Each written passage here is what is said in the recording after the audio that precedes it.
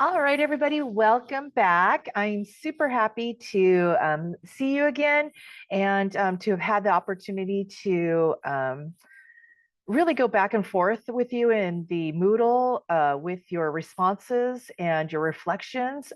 They were fantastic. I was super excited to read about all your different points of view on, the co-ops versus the IIF and TSTM. And yeah, I really had a lot of fun. I know that it took me a little while to get into it because I had to wait over the weekend. And so I really rushed through it on Monday and yesterday. But yeah, just looking through all of your comments and your reflections and with each other, the interaction that you've had with each other has just been really, really nice. And it seems like you've been learning a lot from each other as well, which I really appreciate. So again, I am Alisa Takeuchi. I work for Garden Grove Adult Education, and I am the facilitator for this online course. And let's go ahead and get started. We have got a really jam-packed session today. So as far as the module goes, we are now in our synchronous webinar 2. We have completed week 1. We did our webinar 1, and then you had some time to work with your lesson plan that was provided for you and to teach a lesson. Some of you may not have finished that part yet, and that's okay. And then for today, we're going to be talking about how do you go through a lesson plan and create one on your own. And then for week 4, after we finish today, then your follow-up is going to be to teach the lesson that you created and then do a reflection on that. And then the course is done. All right, let me go ahead and check my notes here.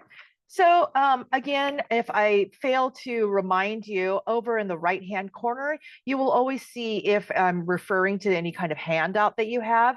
And so for this particular slide, this is handout 1 on page 3. And this is just like a simplistic agenda. Yours is probably going to be a little bit more detailed. But so our thoughts today are going to be just to do the overview and work through the objectives. We'll talk about the TSTM toolkit lesson. And yeah, if you've already done your lesson already, your assignment, that would be fantastic. I'd love to hear from you. And then we'll do a deeper dive into how to develop your own lesson from scratch.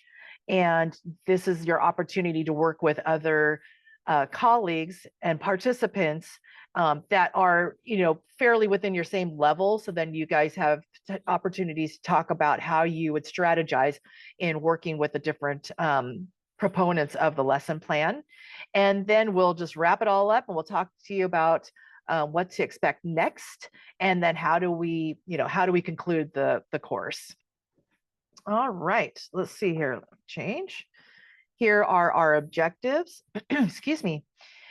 So hopefully in today's webinar, you will be able to identify the components of a lesson aligned to the IIF, the Immigrant Integration Framework. You're going to be able to model a process to develop an original lesson using the TSTM template aligned to one of the 8 goal areas of the Immigrant Integration Framework, keeping the co-ops in mind. So again, we're trying to take all 3 of the components that we've been talking about, the Immigrant Integration Framework, TSTM, and the co-ops, and how do we put them all together to develop a really solid lesson for your students about civics education. And then also the last objective is to begin to develop the lesson plan aligned to the participation in civic and community life goal area. So we're going to get you started on it today all together, and then your assignment will be to finish the lesson plan and then actually teach it or have someone teach it for you, and then reflect on that. All right, let's get moving. Boop.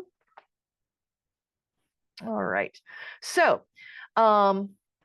if you have had the experience of teaching the lesson, your assignment from the First Amendment rights, please, I would love to hear about it in the comments. I mean, sorry, in the chat. And if you just, want to take a few, few minutes just to type in some reflection on it.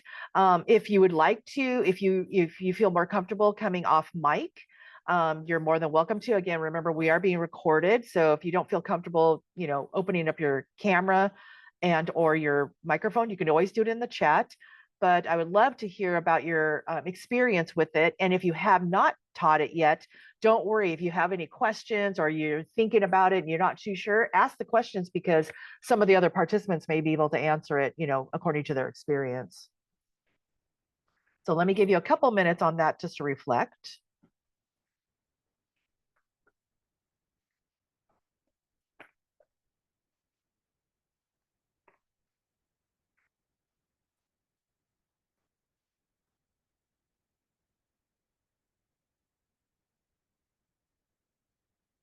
And if neither of those apply to you, you could just say, I haven't taught it yet, if you don't have any questions.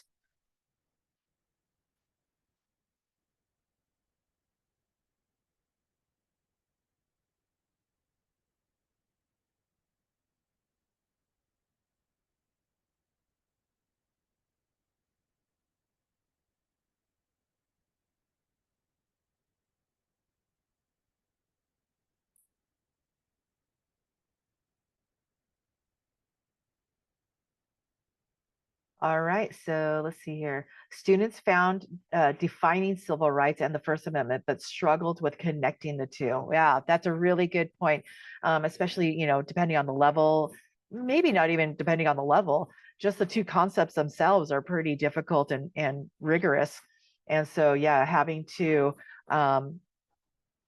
put it in terms or in pictures or in images in ways that they could try to make those connections, yeah, it could be very difficult.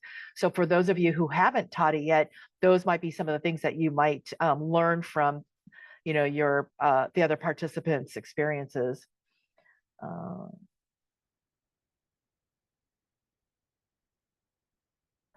Oh, Tara, good question. Yeah, with the holiday coming up, and then because your semester is starting again. We would really appreciate it if you could try to get it done by the due dates, just for the course finale. But, you're going to have to, do what you can do in the meantime. If there's a way just to try to, even do part of it. Again, if you don't do the whole lesson plan, that's okay. Maybe if you just take a chunk of it and just experimented with your class that you have right now before the semester ends, or at the beginning, yeah, that would be fantastic. And then you could just do a little reflection and then just save it, and then maybe you could do it with your next cohort, your next semester of students. I'm not sure if other people are still typing. Please go ahead. If you are still typing, don't stop. Just keep going. Let me go ahead and just move forward a little bit. And then if I see something in the chat, I'll come back.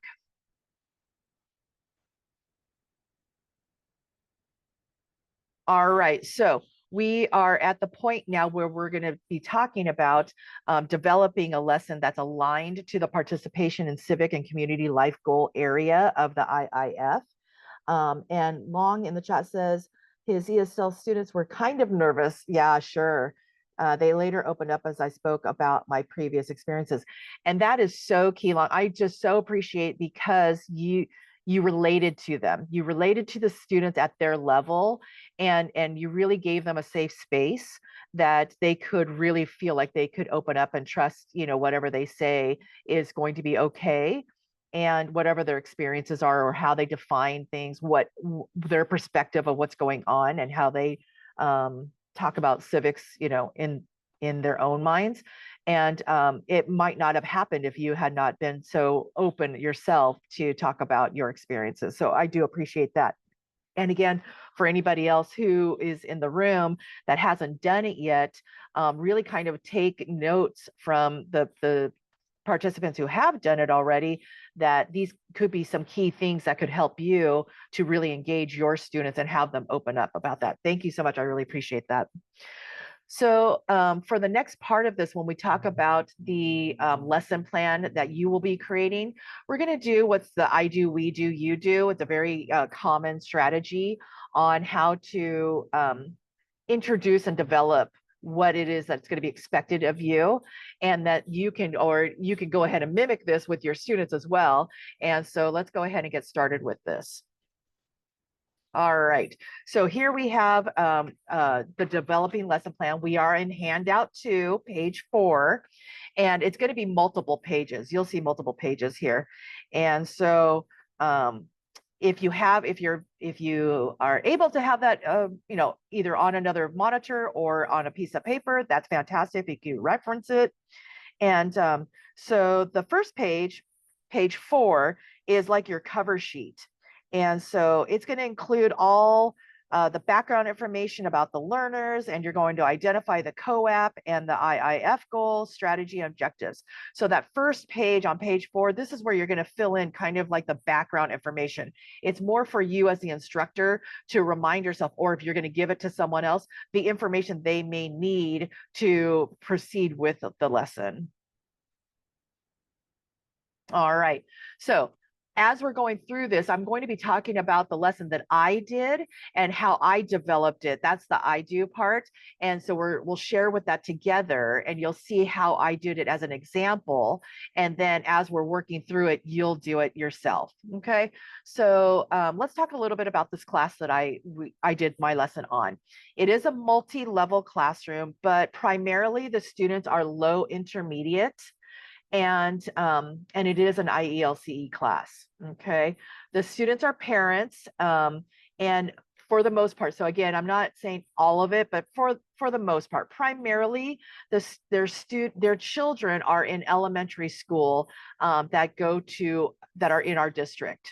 Okay, so we have students, my students are parents of children of the district. And the class that I did this for is at one of our local elementary schools. It's kind of like an old Civics, model, where I meet the parents and the children at their school, and then those children go off into the other classrooms and do homework or preschool, and then I am with the parents as my students. And so that's kind of the background part of this class. So what happened was that one time, a couple of my students went to the school, and the incident was that the language interpreter, we call them liaisons, the liaison was translating for them what the principal was saying. And the focus of the talk was on how to become involved at the school. But the other parents complained that my two students were talking in the back of the room and not paying attention. And so the two students were offended. My two students were offended because they wanted to learn from the principal how parents could help out at the school. So basically it was because there was a need for a translation to be happening. It was distracting for the other parents who were listening in English. And so there was a little bit of a kerfuffle. And so when my students came back into my class and were discussing this, it became kind of a class discussion. And so it was kind of like, if that happened to them, it might happen to other students, my students as well as parents. And so they were trying to talk about how they can be involved, but they didn't know how to do anything. And so this kind of led into a bigger discussion about, how can, because all my students who are parents want to do is be involved with their children's education. But if they feel like their language barrier is going to become a barrier, they're going to shy away from that. And so they really didn't feel like it was very fair. And so they wanted to learn from this class and our group, how can they be involved at their level where they are at? And so it became a very big discussion. And again, remember, this is about intermediate low. So they're not real high, but they're not real low either. So, so it's at an intermediate level. And then the discussion was, how do you even be more involved in their community as well. So even beyond the school, how do you get involved, in their community as well, which a lot of them never, honestly just didn't really even think about, except maybe if they were already like a volunteer at their church, or something. But, because of their language, their language challenges that they still felt, even though at intermediate level, they didn't feel like it was appropriate for them to like go out into the communities yet. So yeah, it was a very interesting discussion. And so this lesson plan that is going to be developed is based on this. All right, so some want to help out in the foreign language classrooms and some in coaching sports teams. Okay, so kind of meeting people where they're at. All right, so what happened was, fortunately, through I was able to bring about this particular COAP, and it was COAP 25.4, which is identify and describe volunteer or leadership opportunities in the community. Now, in general, and it holds true from what I've read in your comments too about COAPs, is that a lot of times teachers, we don't have a lot of control about which COAPs are done in our school.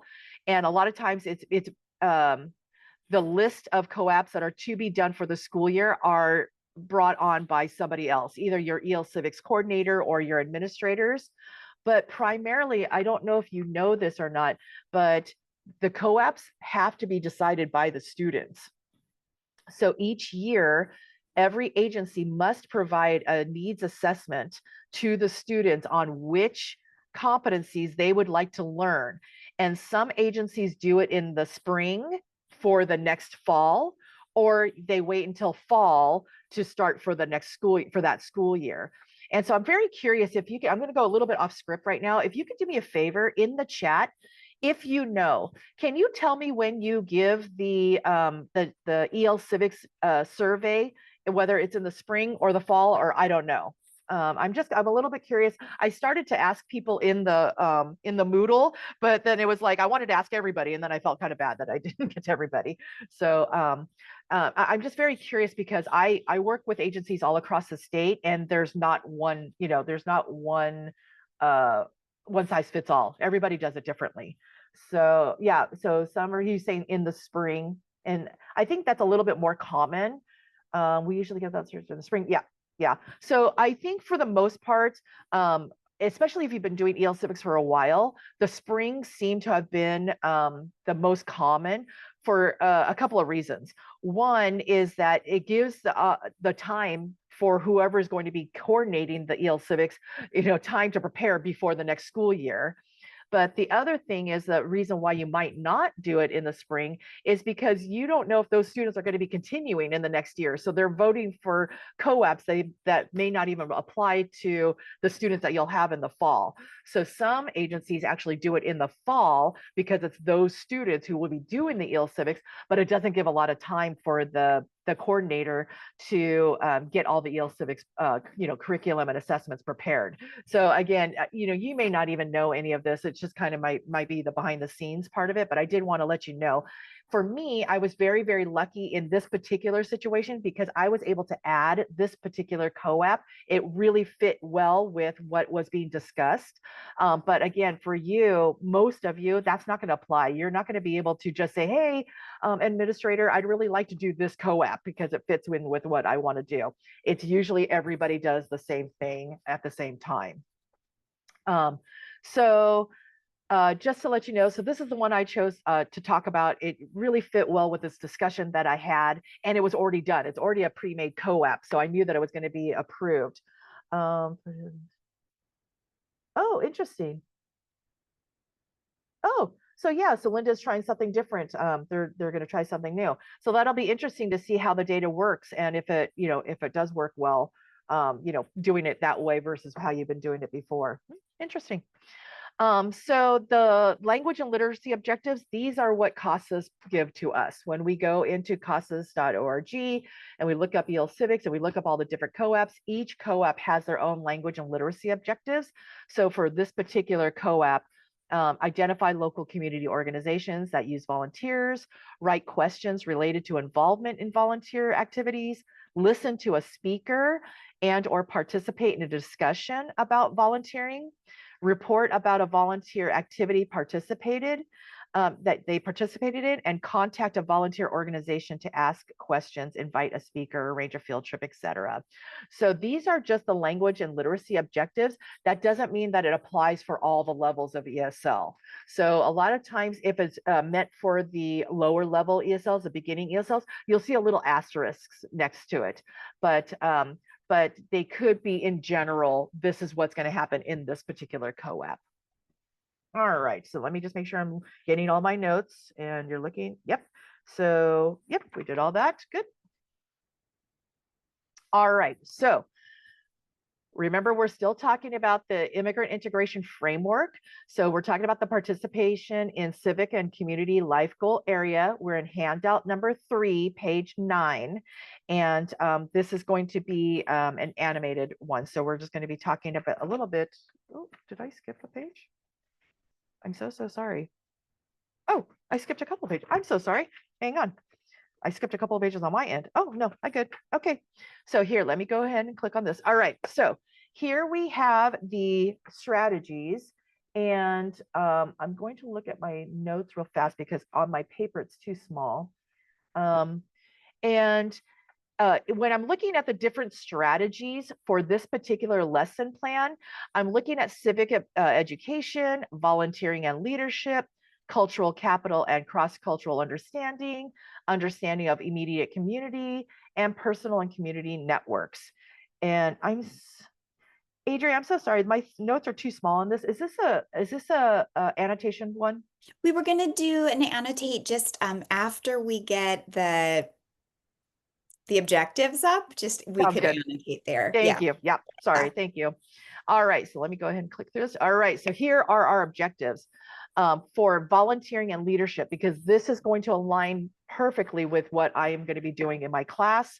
So I assess to leadership development, active volunteering, building fundraising experience, leadership in faith communities, leadership in schools and college, leadership in the workplace, immigrant workers' rights, organizing it, community organizing and capacity building, and non-traditional leadership, maybe co-leadership, informal worship leaders, organizing support for families in need.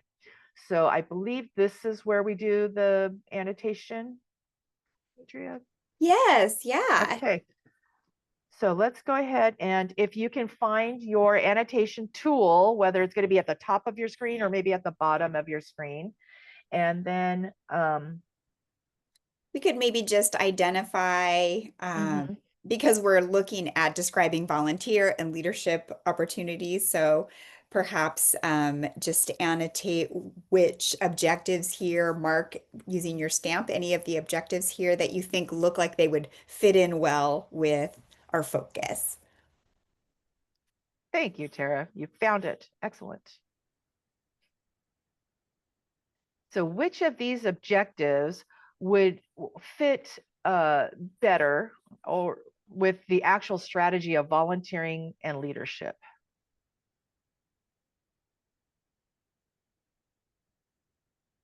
And Linda, if it doesn't work to annotate from your phone, no problem. It's okay to either come on with your voice, put something in the chat, or just stay with us. It's okay. Oh, I see it. She got into the annotation. They look like they're clearing though. I see them come in and then I see them go away. Oh, there we go. There's Laura's. Immigrant workers' rights. Oh, thank you, Long. Good. I love that you use your free hand. Oh, we got a signature. Active volunteering. Perfect. Thank you. Yeah, we've got a few that are selecting the immigrant workers' rights organizing. So as we're talking about the strategy of volunteering and leadership, we're selecting objectives that we're going to give to the students that would fit this particular strategy. Yeah, so I see many of you are choosing the same ones, that immigrant and workers' rights and organizing, and then the active volunteering, right? Perfect. Thank you, Veronica. Good. All right, we'll go ahead and clear those off, and then we'll keep going with the lesson. And again, this is also in reference to the Immigrant Integration Framework, the IIF. And so, if you need more information about how to look through the strategies and then pick objectives and things like that, you can always reference that. All right, so let's go through. Let me close this. So with the co-op, remember my particular co-op that I'm using is 25.4, identify and describe volunteer and or leadership opportunities in the community. So as we're going through, we're on handout number 2, page 5. So handout 2 has multiple pages. We're on page 5, and we're talking about the lesson planning tool itself. Remember, this is where that cover page where I put in the information about my class so that I remember, oh, I did this lesson with this particular class, or if I'm developing a lesson plan for someone else, they understand what the background is. So it's just kind of a summary of what I explained earlier. And my my NRS level is about a low intermediate ESL. So here are the objectives. Sharing our expertise with local schools. That was the lesson title that I put in there. The instructional objective, this is going to be in teacher language. So this is what I use for me as the instructor. These are my objectives. And then on the other side over here, we have the student-friendly objectives. I give the approximate length of the lesson. So the project unfolds over several weeks. So this isn't going to be a one and done. This is going to be something that's going to be used over and over and over again, and building and building and building until the end. And then I allowed 2 hours each week to work on the project.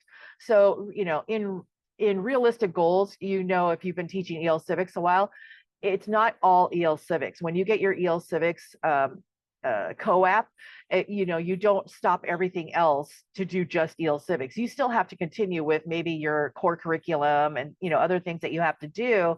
And so EL Civics, the co-op may just take a few, a chunk of your time each session, or once a week, or whatever the case may be. So this one, I allowed 2 hours each week to work on the project itself. So the project is one of many instructional processes happening in the class.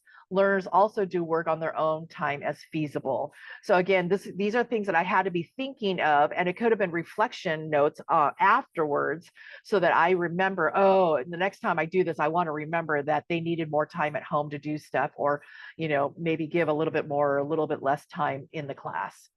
So for the learning target statements, these are the things that they're going to be able to do as a result of this lesson.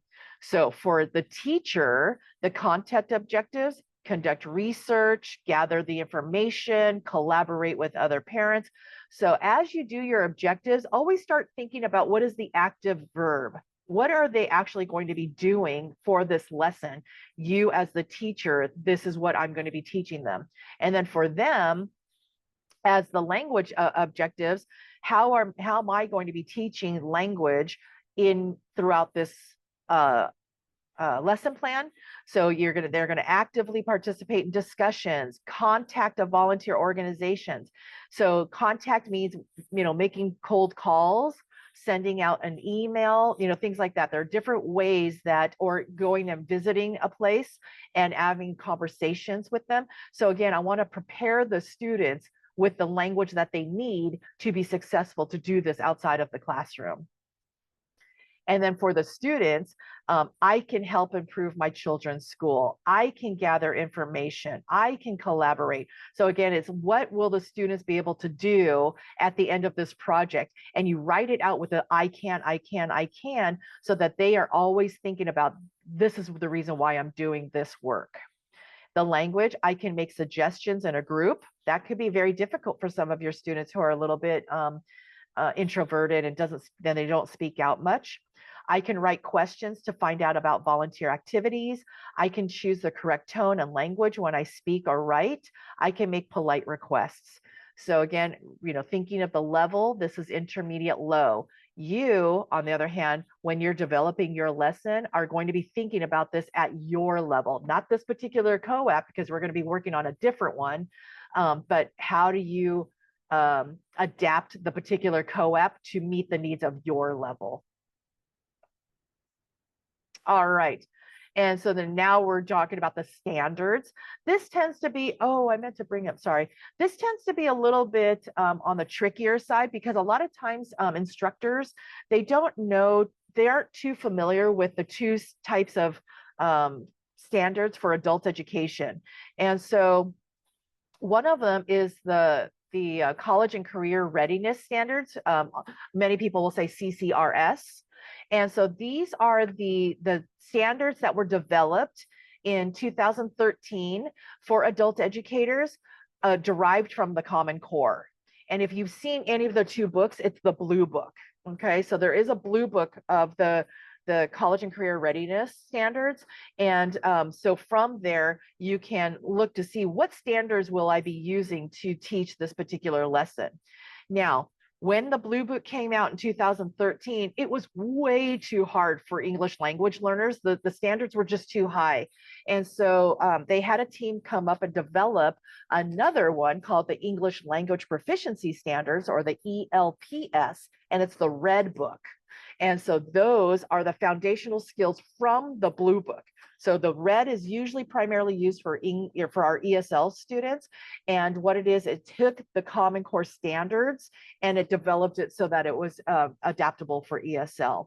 So for this particular one, for the English Language Proficiency Standard Level 5, they're going to determine central ideas or themes. They're going to cite specific details. They're going to carry out both short and more sustained research projects. So these are the standards that were used to build into this lesson plan. And again, this might be a little bit more difficult or challenging for you if you're not too familiar with the standards. But if you're, if you've been in adult education for a while or you are new, having those two resources for you is really going to be helpful, because that really does it sets the tone for how you develop your curriculum throughout your class and for your program. And I know that we have both of these resources in the Moodle, in the resources section. So you're more than welcome. You might want to ask your administrator too, hey, do we have the Blue Book and the Red Book? And they might be in a cupboard, or they might be in your classrooms already, and you may not even know it. All right, so now we're moving on to language demands. So off to the side, again, if you don't remember as you're going through this lesson plan template and you're like, what did Alisa say I needed to put in here? Or what is this? We always give you some little clues here. Sometimes they're questions, for you to ponder, and then you can fill it in. Or it says include academic language, language skills, etc. These are the things to help you to fill out this part. So here I wrote, make suggestions. I think we should consider, right? So we have these frames that I can give to the students to help them develop their language so that they can start using some appropriate language when they're working with a team. How about we, right? And we talk, is there any objection to this idea? So again, you know your students and how you frame the different languages that the language that they might need to be successful in this particular activity, are going to be different. A lot of teachers, what they do is they get those big poster boards, and then they write out these little sentence frames, and they stick them up on the walls. So the students can always see them if they get a little bit stuck, like, how do I ask for help, or how do I, ask somebody for their opinion? They have the little frames right there for them to help. And so then that's interesting, but have you thought about, so again, giving them different language perspectives on how they can work with the team and giving different opinions, making a polite request. Could I please set up a time to meet, or would it be possible for us to work with the coaching staff? So these might be for preparing them to talk to outside agencies or, other people on how they can prepare their English language to help them to meet with some people about the particular project. And then when reading and gathering information for the research task, students may need vocabulary support and guidance in discerning reliable and useful information. They may not know what they don't know. as they're working with groups, if you're doing a project, or, as they're working with pairs or something, you may overhear some questions that they may not ask you, but they're asking their peers. And that could be just like a topic of discussion for the whole class.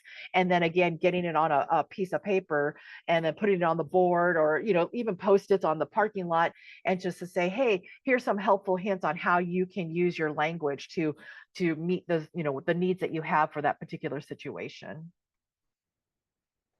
All right, so now we're on to assessment. And I'm going to flip my page so I can catch up, because I'm talking, and I'm not looking at my notes.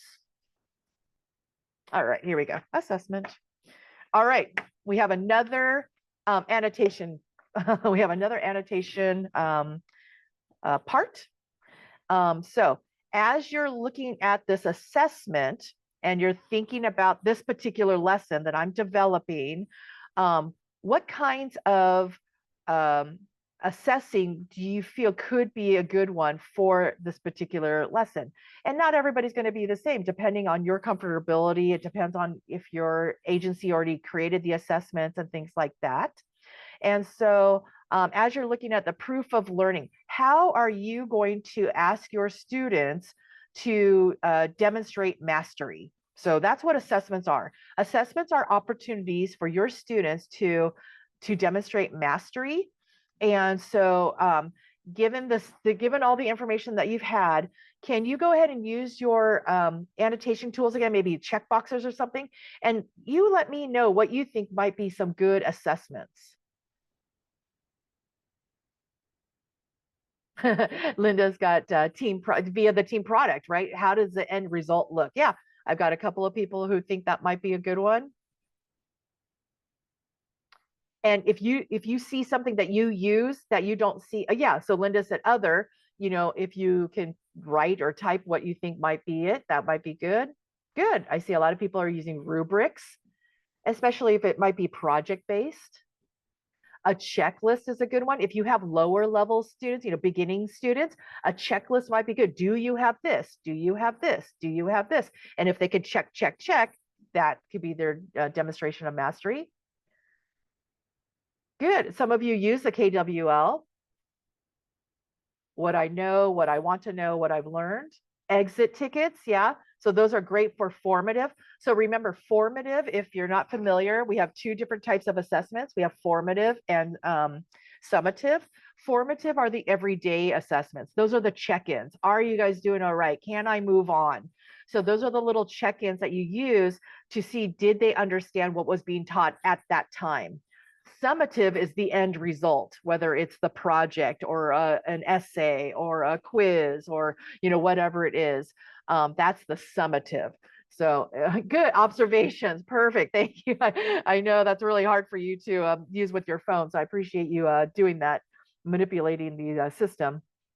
It looks like all of you are kind of across the board on all the different kinds of assessments that you you think that might work for this particular lesson. So that's fantastic. Thank you so much.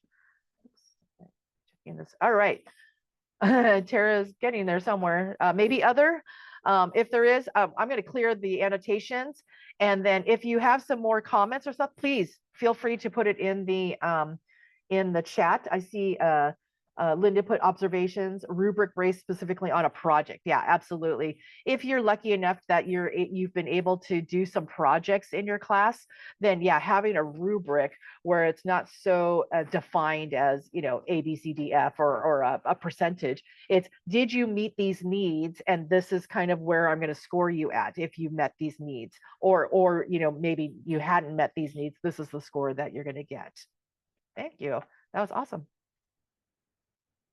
So for me, my proof of learning was observations, which some of you noticed also. Also, just not only observations for the actual groups, but individually how they worked in the group, right? Did everybody contribute?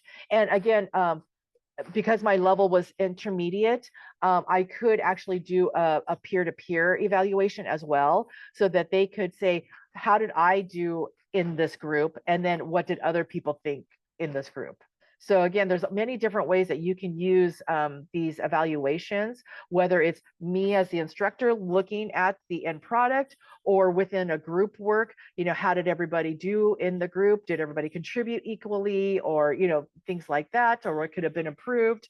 And then also the end product, right? The project at the very end. For the proof of learning, I didn't use any of the ones that was recommended. I actually chose another because I want them in the engagement in the project and audience feedback form. So I created a feedback form, again, for their own self-reflection and for a group reflection, so that they could reflect on themselves. So I didn't really feel like the rubric or the checklist or the quiz fit for this particular project. So I made another different learning tool. And then for the last one, observation of students' project development and evaluation of feedback forms. Okay, so this is what I was observing each day, or each time that we had time to work on this project. I was observing all the groups and all the individuals in the group to see how well they were working, and I'm making notes on my own. All right, now we're working on the introduction. This is going to be handout 2, page 7. So again, how will you introduce the lesson objective and how it fits into the unit and LOI? So we're going to talk a little bit about what LOI is and identify its relevance to learners' needs and goals. And then for me, as a note, I put in 15 minutes. So for this particular section of the lesson plan, I'm working on 15 minutes. All right, let me get the LOI. There we go. Okay, so remember that, oops, I'm so sorry. On the LOI, you know what, I'm actually going to be just kind of curious. Can you put in the chat if you know what LOI is? I feel like I'm just talking too much and I'm just going blah, blah, blah. I really would like to see if you guys know. And if you don't, that's okay. But I just like to see if it's not a very common phrase or situation, but yeah, I'd be just curious if anybody actually knew ahead of time. Look like, oh, yeah, so okay, thank you. All right, so let me just move it on. So LOI is line of inquiry. Okay, and so what it is it's like the question or set of questions that you're going to be using to fulfill this particular oh yes, thank you. Oh, thank you, Asia. Oh, letter of intent. Yeah, different LOI. That's when they get the job. And so when we are doing the introduction, this is kind of like the how, I'm just not going to spring it on them out of the blue. It's like, how do I introduce this particular lesson based on past experiences? Oops. Oh, I'm sorry. I thought that was a thing for me. So what we're going to do, so we're going to be getting ready to go into breakout rooms. And what's going to happen is that there are going to be 3 different breakout rooms. There's going to be a beginning ESL, an intermediate ESL, and an other. And so you get to choose which breakout room that you would like to go to, whichever fits your particular situation at the time. And so as we're going through this now, you're going to be working with your group to talk about the lesson plan. And so let me just read the exact instructions. So we are ready to create the introduction of the lesson. So can you think of some ways to start out this lesson, introducing the topic of volunteering and leadership to the class? You might tell a story from your experience or ask the students about their experience. What other ideas do you have for introducing the lesson that would work well for your level? So we're going to go into breakout rooms and brainstorm some ideas. So again, if you're in the beginning group, if you choose the beginning breakout room, you're going to be talking amongst each other for about 9 minutes or so on how do you introduce this particular topic about volunteering. Okay. And again, like a suggestion would be maybe you start with like, how do you volunteer? Or, if you don't, like, wink, wink, you can make something up. They'll never know. That's just my situation. All right. I'm going to chime in just quickly to Yeah. say it looks like with 5 participants right now, I believe Okay. if I recall from what you've indicated in a previous survey, it looks like we have two who are beginning ESL, two aligned more with intermediate ESL, and then long, I think you had indicated more of like an other category. So you might just want to opt into the intermediate ESL group. Otherwise, I think you might be alone. So these are just my suggestions. Thanks, everybody. Yeah. So, yeah, thank you, because you know more than me who, their levels and things. So what we want to do is that we want you to be able to have an opportunity to get together and talk about this at the, particular level that you're working on. And so let's go ahead and using handout 2, page 7. You're going to be able to write in your own notes if you'd like. Please select somebody to be maybe a recorder and somebody to be a reporter, so that when we come back, I'm just going to call on the two groups and we'll have somebody share out what your experience was in the breakout room. All right. So Maria, you can take it away. Thank you, Alisa. All right, so I'm going to open the rooms and you should be able to see a window on your screen and you should be able to select between the two. I'll remove the other one. Beginning ESL or intermediate ESL. So you should be able to see that on your screen and self-select. And if you need any assistance, please let us know and we're happy to help you out.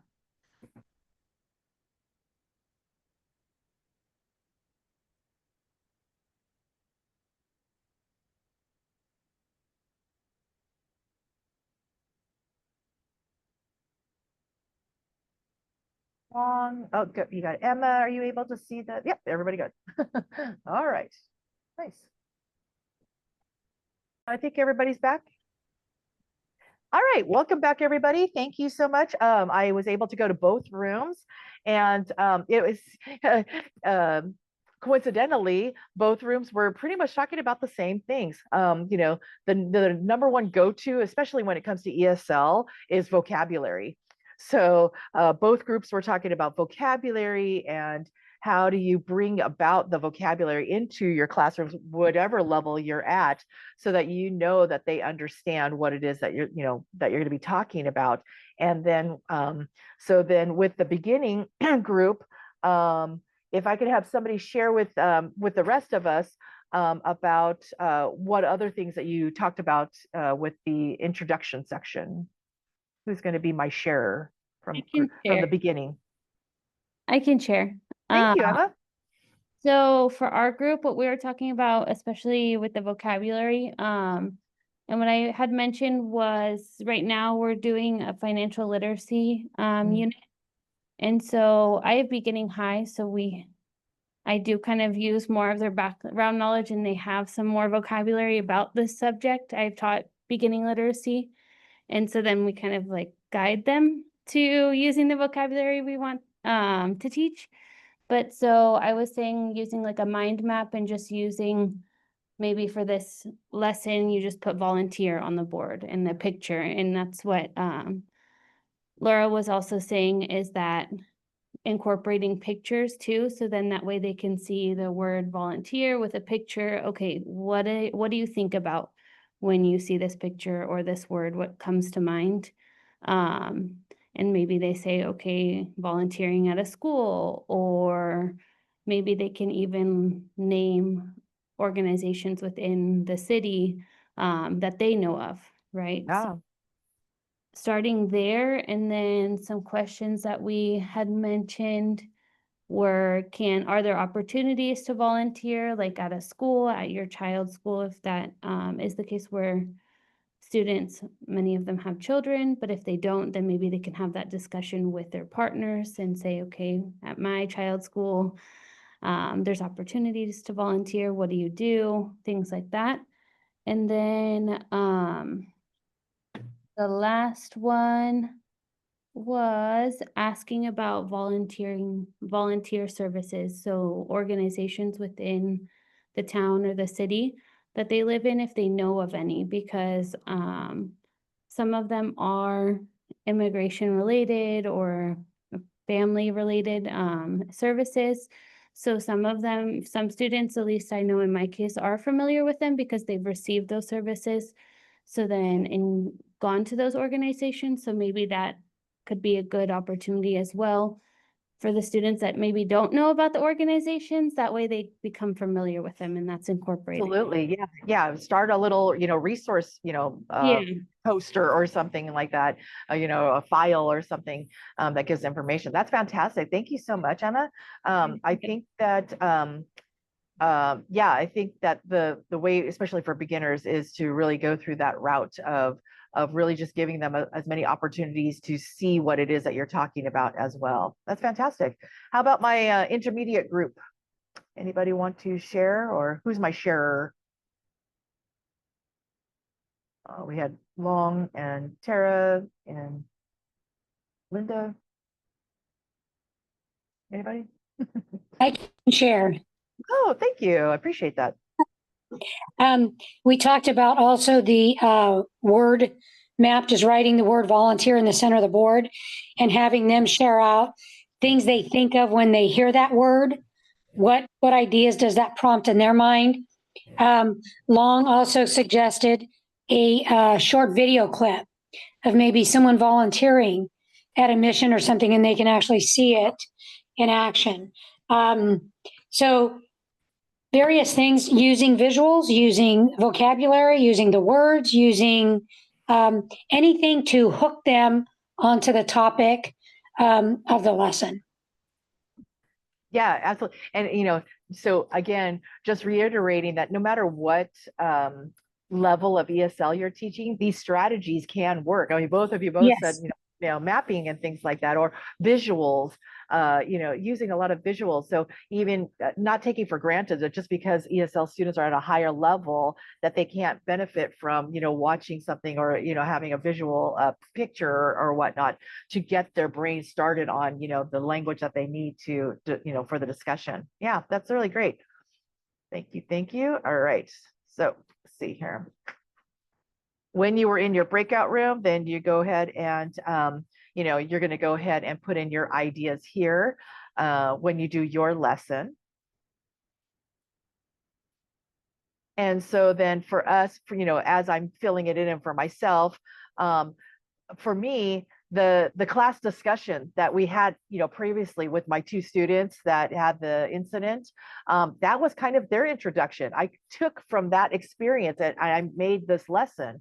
And so then the students decided that they wanted to investigate how to make their skills and expertise known and find ways to become actively involved in the local schools. So again, just sometimes it's, like if you're old like me, you remember those teachable moments. Sometimes I can't plan it. I didn't think about it. I didn't know about it. It just happened and I took it and then I ran with it. So sometimes we just have to be open-minded enough to listen to the students to see what is really relevant for them. And then how can I develop that? And then, so based on what they shared, so then I narrowed that line of inquiry. Remember we talked about that LOI, the essential questions for this project. So what might be some obstacles to equitable parental involvement in schools, and how can we become equal players? Because remember, the grievance was that the two students that needed the liaisons, they didn't feel like they were able to volunteer as much, or the opportunities weren't there because the other parents all spoke English. And so, how can we think outside of the box to help the students feel like they can contribute to their children's education by volunteering at the school without feeling like those barriers are going to hold them back? And then what are some concrete ways we can have more voice and become equal members of the school community? So again, these are those LOIs that we were talking about. The central skills, we're not going to worry too much. Sorry, we're not seeing your screen at this Oh my gosh, time, I'm so sorry. It was nice to see each other for the talk. I forgot because when I went to the breakout rooms. No problem. Thank you. Oh, how's that? Is that okay? Do you see we see it. We see it now. Yeah. Okay, the big screen. So as far as the central skills and things like that, we're not going to worry too much about this for the for the lesson itself, but it is good to know that, you know, again, remember we have those 9 central skills from TSTM, and, you know, putting them in there, because then you're starting to think about it actively on how you're going to help the students with those skills for this particular project. And then, oopsie, and then the materials, you know, as you go through, you're going to fill in the part about the materials. What do you need to make this project successful? All right, so now we have the explanation and modeling.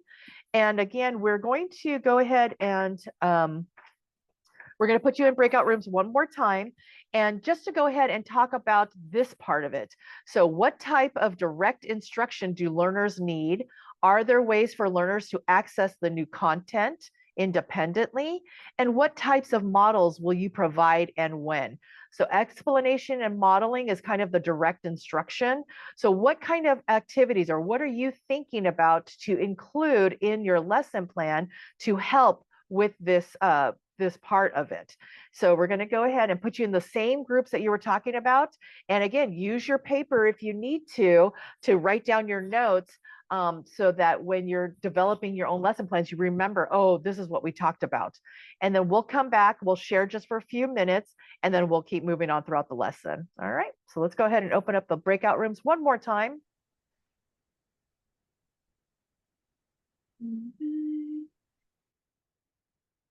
And Linda, will you remind us which group were you in previously? 2. The intermediate. Intermediate, gotcha. I'm gonna put you there. There you go.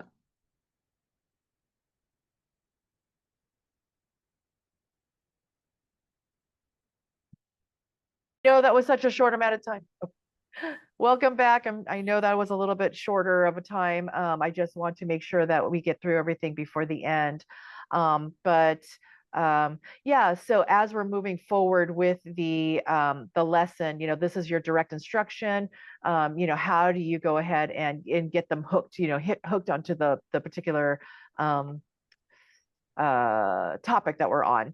So for me, for example, I reminded the students of their recent discussion, and that this lesson was that I actually made this lesson because of this particular, you know, topic that came up. And then divide the class into teams and have each team generate a list of possible products. So again, you know, just going through the actual step-by-step process of what's going to be happening in the next few weeks, you know, for this particular project. And then post a sample of different options around the room to give students a sense of what the final products could look like. And then have students stand by the product that most appeals to them. These are their new groups.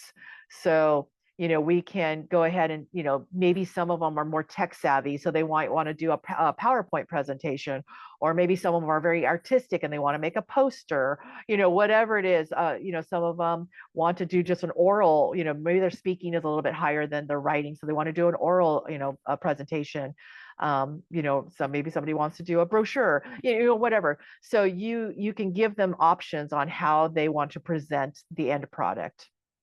And then ask groups to brainstorm how they might want to disseminate the products that they create.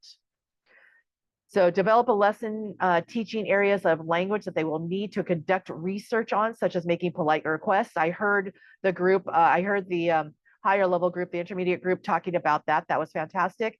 And then for the lower levels, yeah, just using some, again, some frameworks or some sentence structures to help them to ask about volunteering at the school. How can they frame the questions?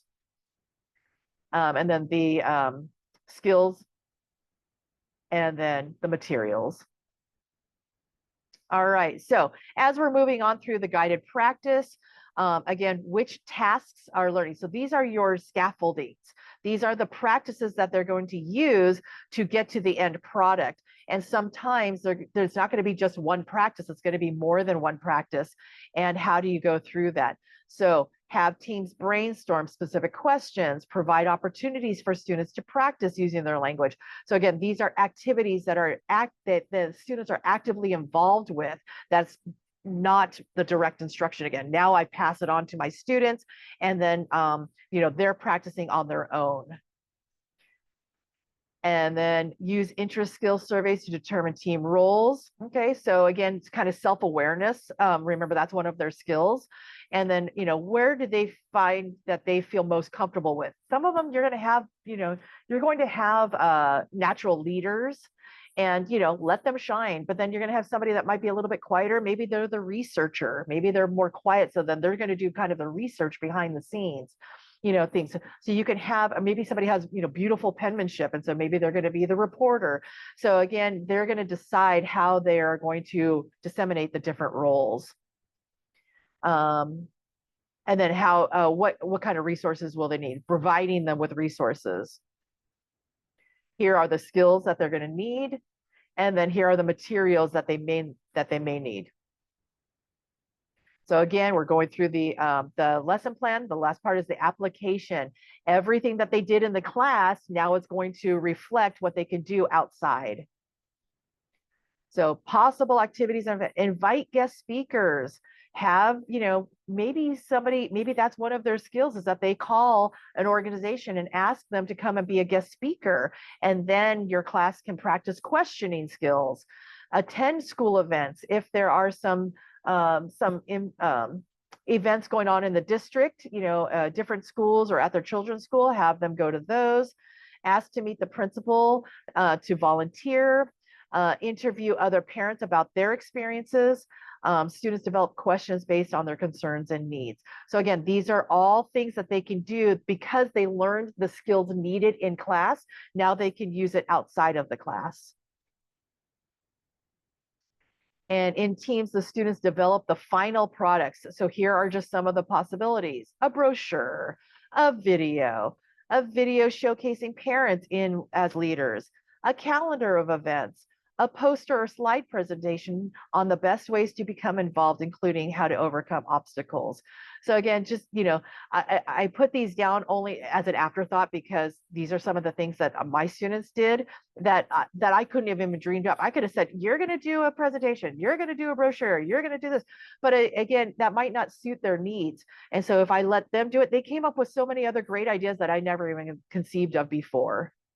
So these were the skills that were needed. And then depending on the project, then the materials were different. And then student reflection, having them reflect about the process. What did they do? Ask them for feedback on, how it worked. Okay, so you go through kind of, a lot of you wrote exit exams. This is kind of that, the exit exam of reflecting on that particular project or that particular activity, and having the students do this on their own. Okay, again, be self-aware, and a feedback form. Okay, so let's go ahead and talk about your week 4. So this is handout 5. This is the last page, page 16. Dun, dun, dun. Now it's going to be your turn to do kind of what we did together. And I showed you an example of how I did it, but now you're going to do it on your own for your own level. So it's going to be your lesson plan for your level based on COAP 19.4. So we gave you the COAP, and you're going to design a lesson plan for that particular COAP. So everybody's doing the same COAP, but you're designing different lessons depending on your levels. All right. COAP 19.4, identify the rights of immigrants in the United States and access local and state agencies that specialize in these rights. So here are the language objectives. Read and interpret adapted text to the Bill of Rights. Read and interpret adapted text to the, of course, in real English, that's going to be way too hard. So your opportunity to go find these adapted, the easier languages, even breaking down vocabulary words. Rights and responsibilities. Do they even understand what that means? Local agencies specialize in immigrant services. Where are they located? You contact state agencies and ask about immigrant services, and have them, come back. So you are developing the lesson plan for your level based on this COAP. All right. So as we're pushing on the end of our time together, I wanted to make sure that if you have any questions, that you have the opportunity to ask now, either in the chat or you can come off mic if you'd like, and then we'll talk about what the very last steps are. Use a translator on the phone. So quickly. Oh, that's great. So yeah, Linda, so teachers are of two mindsets of this, right? So using a translator, because a lot of times, yes, it's a very useful tool and it is real life, but then do students become too dependent on it so that they know not that they know they don't need to learn the English language, but they know that they could always use the translate, so the priority isn't maybe to get the language that they need in English. So yeah, I mean, these are kinds of things that you might want to talk about with your students, especially if they're trying to work in a school, volunteer, that maybe, having more English language preparation will be beneficial for them. In handout 6 on page 22, we have these aha moments. So what was the most interesting or useful thing that you learned so far in the whole course? It doesn't have to be today. It could be something that you learned in the Moodle and that you're going to apply it to your lesson.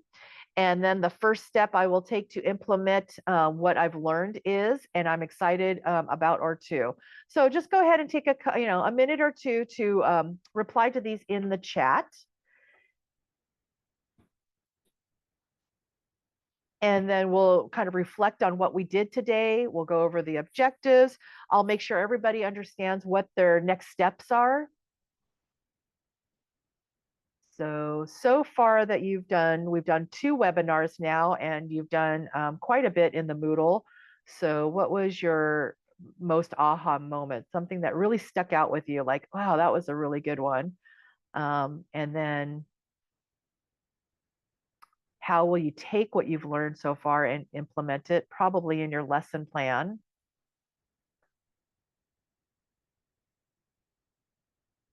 Fantastic. Thank you, Linda. Suggestions for my students. Aligning all 3 documents to a complete lesson plan is my next steps. Good plan.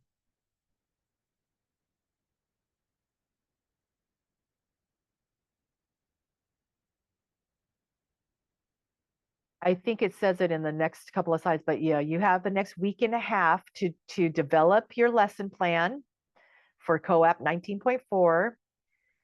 Oh, good. Thank you, Tara. She's excited to try these lessons. Yeah, both of them. So you can get both of them done. Yeah, it's not very common. 19.4 is not a common one that a lot of agencies use, but I think it might be a good one to put in the rotation. So, if you are not the EL Civics coordinator or, but talk to your EL Civics coordinator or admin to talk about it, that might be a good one because the students may think that's a good one for them to learn. So you can kind of put it in your cycle of, the EL Civics that they're going to do. Yeah, that's perfect. Thank you. Let me see here, suggestions. Yeah, that's great, you guys. Thank you so much. All right, so our objectives. So we wanted to identify the components of a lesson aligned to the IIF.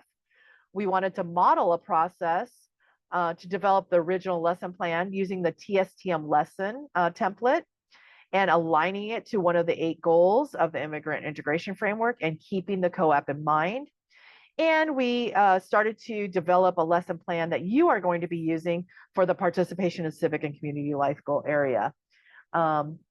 Oh, so Laura found that the COAP 19.4 sounds like the most interesting. So that's going to be great. Looking forward to introducing new information to my students. Perfect.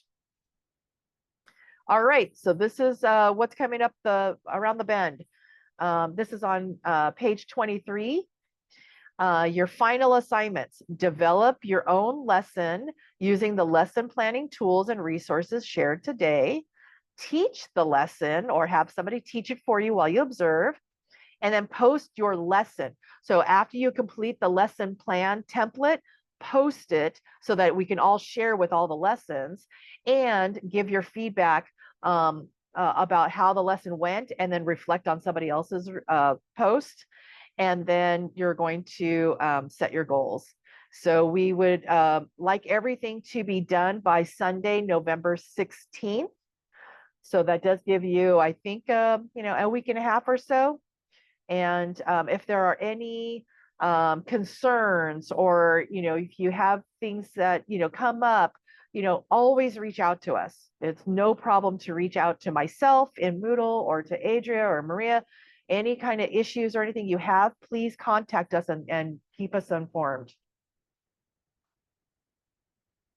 Any last thoughts, any questions that we have? Again, you can, you know, you're more than welcome to come off mic, or, you know, just ask the question, or if you feel more comfortable chatting, that's fine. We've got a couple more minutes. Let me see if I have closing. I can't tell you enough how much I've appreciated reading all of your posts and your reflections. I was very interested in the COAPS one, because that's the one that's nearest and dearest to my heart. I was the EL Civics coordinator for 15 years, so I know all about I am an expert in COAPS. So if any of you do have any questions about them, or how do you utilize it, or if you need some suggestions, please reach out to me. I wrote the curriculum for EL Civics for so many years at all the levels. So I know how to help you, you know, if you're having a tough time getting started, or in a particular section. So don't hesitate to ask me. And I'm really looking forward to seeing how your lesson plans turn out, and what happens when you teach it, and then your reflections back. I'm looking forward to that a lot. Anybody else have questions? I appreciate your time today. I know that was, again, a lot of information. This course itself is so rigorous, and it's so comprehensive, that to just, you know, meet for a short amount of time twice is really just, you know, it's a little too much, but the work is good, and then everything that you're doing in the Moodle has been fantastic. So I appreciate all of your time and consideration with this. Oh, you're welcome. You're welcome. An You're appreciation welcome. for you too, Alisa, for the expertise that you bring, both with the COAPS, with TSTM, and with all of your work in implementing all of this together. Thank you so much. And thanks Of to everybody course. for being with us today. Yeah, of course. Adria, thank you for, you know, helping me with the facilitation, and oh, of course, Maria, for all her IT help. That whole sharing business, that was, in fact, I'm going to stop share now so I can just see you guys. We're a team for a reason.